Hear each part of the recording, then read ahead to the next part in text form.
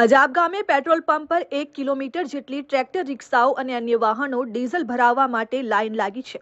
જો કે ભારત સરકાર દ્વારા આવી કોઈ જાહેરાત કરવામાં આવી નથી અને સ્પષ્ટતા કરતા જણાવાયું છે કે આપણા પૂરેપૂરો સ્ટોક જળવાયેલો છે। લોકોએ ખોટી અફવાઓ તરફ ધ્યાન ન આપવા પેટ્રોલ પંપ માલિક તથા અજાબ સરપંચ શ્રી મગનભાઈ અધેરા દ્વારા લોકોને જનજાગૃતિ માટે અપીલ કરવામાં આવે છે।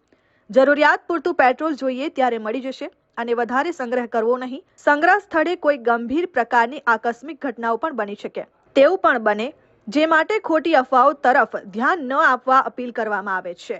મગનભાઈ અઘેરા, સરપંચ અજાબ।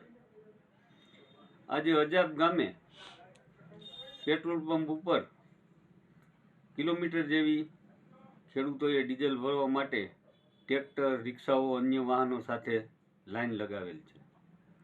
માટે અજાબના સૌ ગ્રામજનો અને આજુબાજુના ગામડાઓના લોકોને, ખેડૂતોને જણાવવાનું કે આ આપણા દેશની અંદર કોઈ પણ જગ્યાએ પેટ્રોલ ડીઝલની અછત છે નહીં અને અછત થવાની પણ નથી।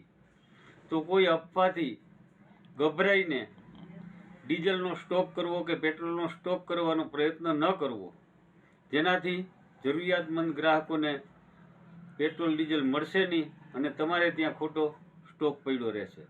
જોઈએ એટલું પેટ્રોલ અને ડીઝલ મળવાનું છે અને મળતું રહેશે। સરકારની સંપૂર્ણ વ્યવસ્થા ગોઠવેલી છે, કોઈ ભાવ વધારો પણ કરવાનો નથી।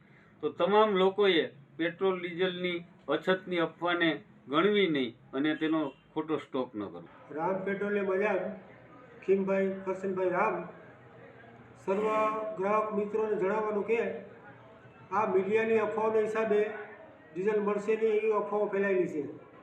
તો દરેક ગ્રાહકોને મારી વિનંતી છે, કોઈ અફવાઓથી દોરાવો નહીં, બને એટલું છે ને શાંતિથી ડીઝલ મળી જવાનું છે, એટલે કોઈ ખોટી અફવાઓથી ફેલાવો નહીં।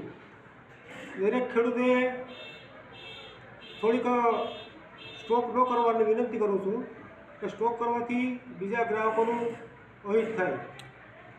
એટલે તમારે જરૂર એટલું 1 બેરલ ભરાવો અથવા ટાંકી ભરાવી લો। 2 3 4 બેરલ ભરાવવાથી બીજા ખેડૂતો પરેશાન થાય।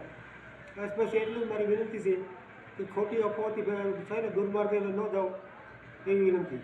અનિરુદ્ધ સિંહ બાબરિયા, RN ન્યૂઝ, કેશોદ।